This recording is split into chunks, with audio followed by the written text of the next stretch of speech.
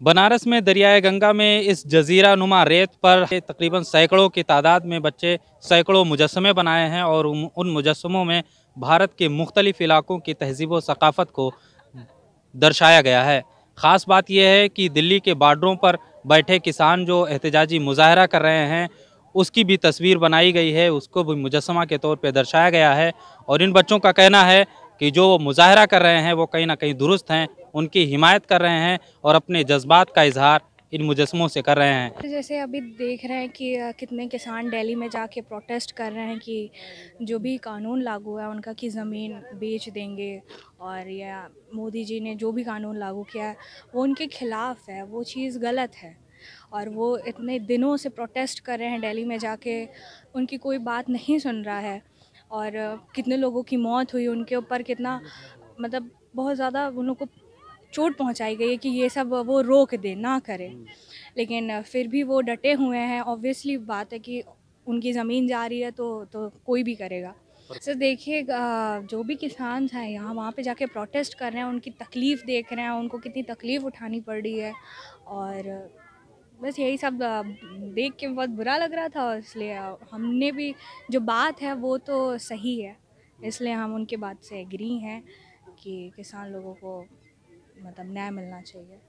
ये किसान आंदोलन पे बनाए हैं, जिसको कि हम लोग यहाँ पे किसानों को किसानों के पक्ष में हैं, जो कि प्रधानमंत्री जो हम लोग को बता रहे हैं कि मतलब किसानों को ये मिलेगी, और मतलब जितनी सारी उन लोगों को फैसिलिटी दी जा रही है, तो वो सब किसानों को नहीं चाहिए। और उन लोगों को ये है कि हमको जितनी सारी फैसिलिटी दे रहे हैं वो उनको नहीं चाहिए। उनको ये चाहिए कि हम मेरी जितनी चीज़ें हैं वो मेरे पास ही रहें और किसी को ना मिले। मतलब किसान आंदोलन में यही है कि जितने भी व्यापारी हैं उनके पास उनकी ज़मीनें चली जा रही हैं, और ये सारी चीज़ें हैं जो कि उनको नहीं चाहिए। किसान आंदोलन पे हम लोग बनाए कि किसान को किस तरीके से उसका हक नहीं मिल रहा है।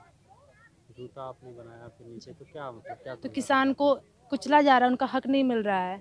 जूते से हम ये दिखाना चाहते हैं कि किसान को कुचला जा रहा है। सांसद क्षेत्र में जो किसान भाई हमारे स्ट्राइक पे थे, तो उनके ऊपर बहुत सा पानी और बहुत कुछ उनको रोका जा रहा था, तो बैरिकेडिंग करके ये संसद क्षेत्र में हम दिखाएं कि राजनेता वहाँ पे सो रहे हैं और जो भी कर रहे हैं वो इस पे ध्यान नहीं दे रहे हैं वहाँ पे, बल्कि उनको रोक रखा है, वो अपनी बात भी नहीं कह पा रहे सरकार तक।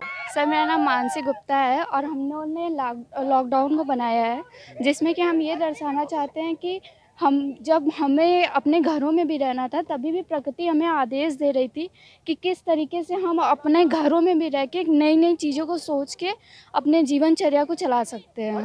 सर इसमें हम ये बताना चाहते हैं कि लोगों को अपना होप नहीं हारना चाहिए कि अभी इतना बड़ा हमारे लिए संकट आया हुआ था, इसमें हमें ज़रा सा भी घबराना नहीं चाहिए था। सबको मिल के अपने ऊपर इतना कॉन्फिडेंस रखना चाहिए था कि वो इस परिस्थिति में भी किसी तरीके से बाहर निकल सकते हैं। गो ग्रीन जो ये डिफॉरेस्टेशन होता जा रहा है अब ओवर द वर्ल्ड में, जिससे कि पॉल्यूशन जो बढ़ रहा है उसको मतलब कंट्रोल करने के लिए हम लोगों ने ये थीम लाया है कि लोग इससे ज़्यादा प्रभावित हों और ज़्यादा से ज़्यादा प्लांट को ग्रो करें।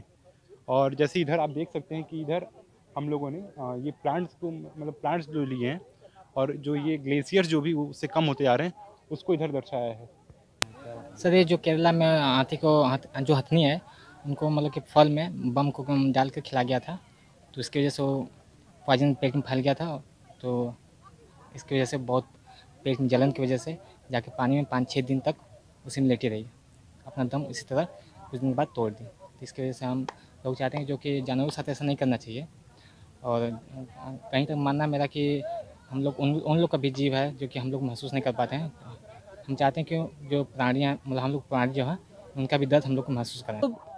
मनुष्य और प्रकृति के बीच जो सेतुगत संबंध या समवायगत संबंध होना चाहिए वो मैं यहाँ आकर के देखता हूँ। कविताएं बहुत, एक छोटी सी कविता मैं आपके आग्रह पर सुना देता हूँ।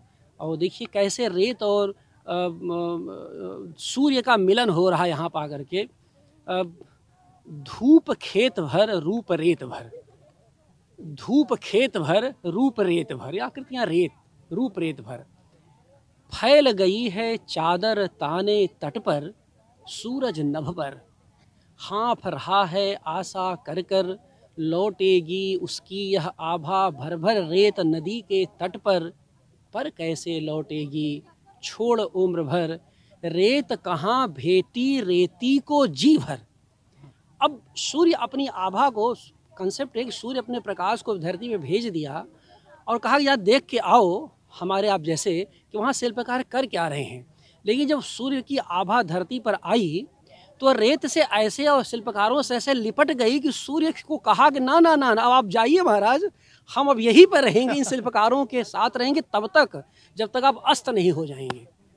तो ये इसकी जो खूबसूरती है और इसके लिए हम लोग इसके जो परिकल्पक हैं माननीय प्रोफेसर मूर्तिकार मदन लाल जी, उनके प्रति हम लोग बहुत कृतज्ञ हैं। खास बात ये है कि एक पवित्र गुरु के स्मृति भी आयोजन होता, जो गुरु राम छाटपार थे, वो भी बड़े प्रख्यात मूर्तिकार थे। तो आप देखिए कि उस मूर्तिकार की परंपरा, शिल्प की परंपरा जिस काशी में है, आप देखिए यहाँ पर किसी प्रकार का कोई अवरोध नहीं, कोई आकर के किसी वय का यहाँ पर शिल्प बना सकता है। और 20 वर्षों से यह रेत में आकृति की खोज का कार्यक्रम हम लोग करा रहे हैं। यह सौभाग्य की बात है। 75 वर्ष हमारे गुरु राम छाटपार की आज 75वीं जन्म दिवस है। हीरक जयंती वर्ष हम लोग इस बार मनाने जा रहे हैं। ये बड़े सौभाग्य से हमें प्रशासन का बहुत बड़ा सहयोग मिला कि हमें यहाँ पर कार्य करने का, मूर्तियाँ बनाने का, कलाकारों को प्रोत्साहित करने का हमारे वाराणसी प्रशासन ने और हमारी सरकार ने हमें प्रदान किया, जिसके लिए हम हृदय से आभारी हैं। दूसरी बात है कि कलाकारों के अंदर इतना उत्साह था, जबकि इसका प्रचार प्रसार कोरोना की वजह से या बर्ड फ्लू की वजह से ज़्यादा नहीं हो पाया था। फिर भी मुझे लगता है कि 19 जनवरी जो है प्रत्येक कलाकार के मस्तिष्क में अंकित हो चुका है कि 19 जनवरी को माँ गंगा के तट पर रेत में आकृति की खोज का कार्यक्रम होता है और वो 20 वर्षों से निरंतर चल रहा है। तो फिलहाल ये बहुत शानदार दृश्य है, बहुत शानदार मुजाहरा है जो गंगा के इस रेत पर सैकड़ों के तादाद में मुजस्समे बना करके भारत की मुख्तलिफ इलाकों के तहजीब और सकाफत को दर्शाया गया है। ईटीवी भारत के लिए बनारस से खुर्शीद अहमद।